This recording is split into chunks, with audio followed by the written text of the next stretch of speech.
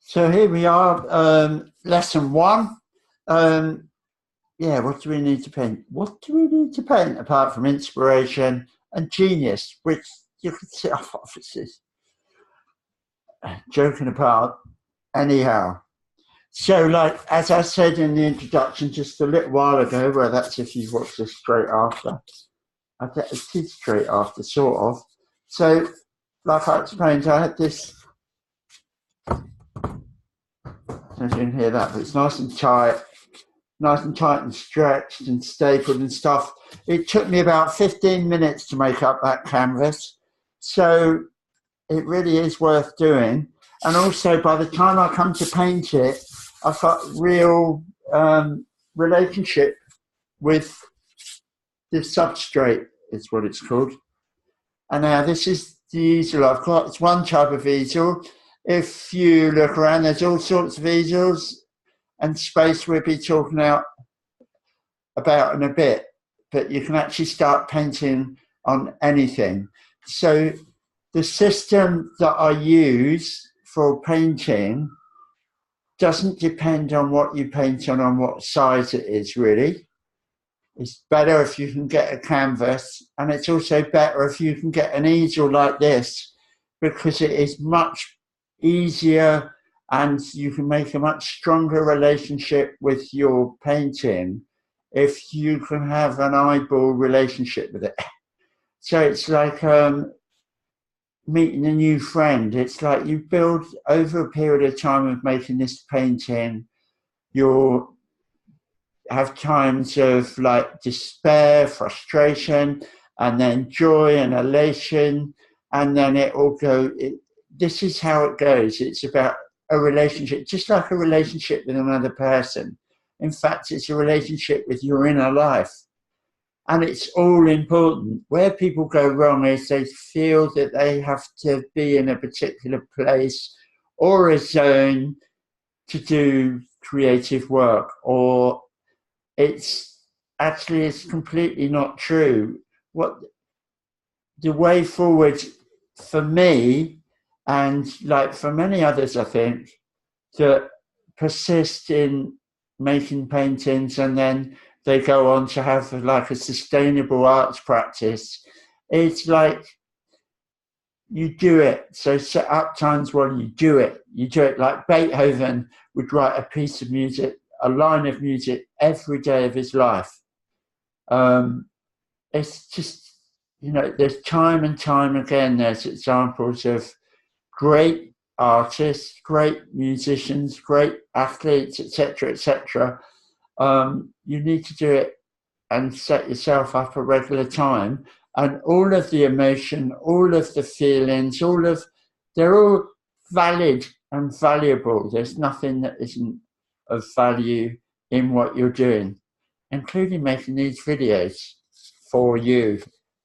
And it's all free, this, because actually I want you to enjoy, because what the other thing is when you start to employ these methods in doing something creative, they start to be reflected in your daily life in the way that you maybe approach some of the things that you can't really face up to sorting out. Not that you probably haven't got many, but I certainly have. So here we have, like, landscape view will be this way round. I've made it quite a big canvas so that you can see it really well. I'm going to get it a bit off center on here because I've got a crossbar on this particular canvas. The crossbar is stopping me getting it in the center. And then I need to sort of like level it out.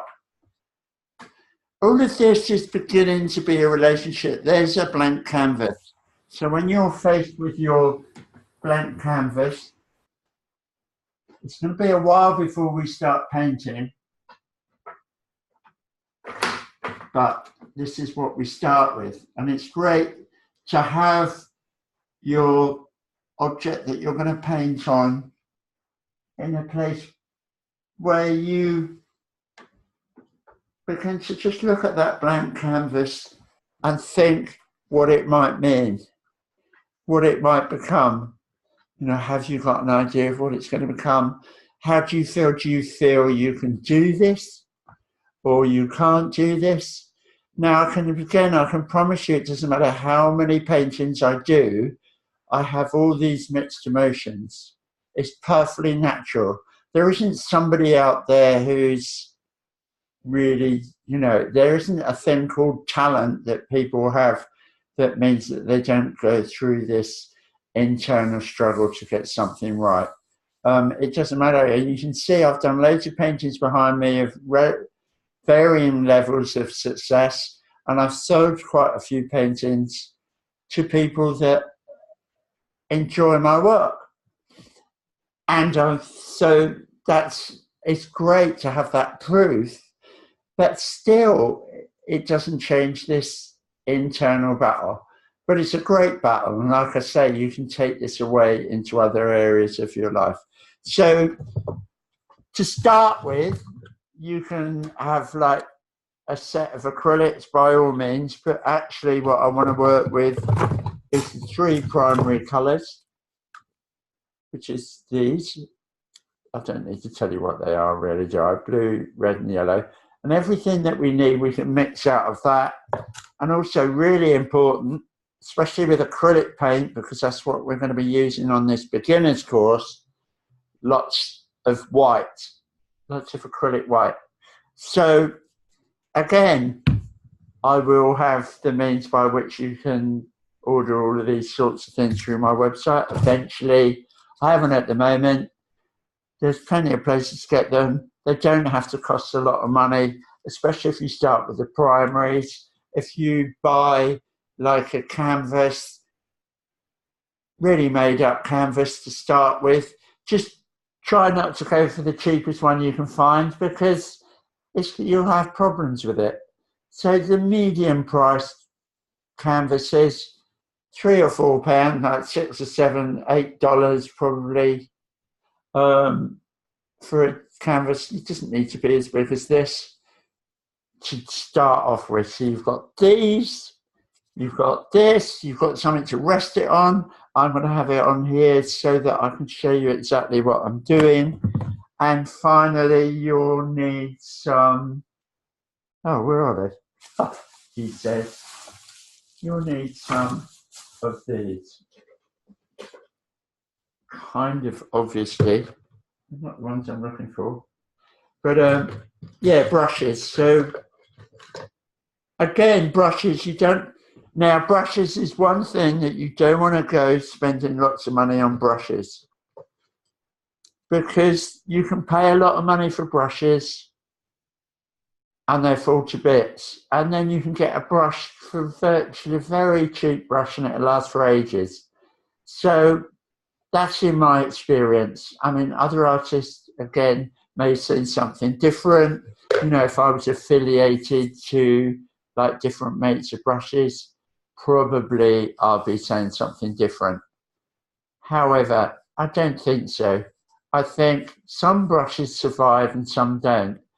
It's one of those really peculiar things. They've sort of got their own durability, and also it depends what style of painting you develop. You'll be going through a style of painting with me. I don't apply lots and lots of paint, so you may develop your own style where you use lots and lots of paint, and so the materials you use will vary. But please stick with the style I'm showing you for this course, because it means we can get to the end result with what I want you to have, like an image at the end of it, which makes sense. That is an object, makes sense as a painting. And then you develop your own style as you develop your own arts practice. So there's lesson 1. The next lesson will be around talking about space, really, and mindset. So this is my space. We'll talk about that on the next video. So get your materials, get your canvas, get all of that ready. Yes, and we'll be talking about the space that you work in. Hopefully you've got somewhere to work in. We'll be talking about how that impacts and the mindset you need to move forward. Okay, thank you. See you on your next video.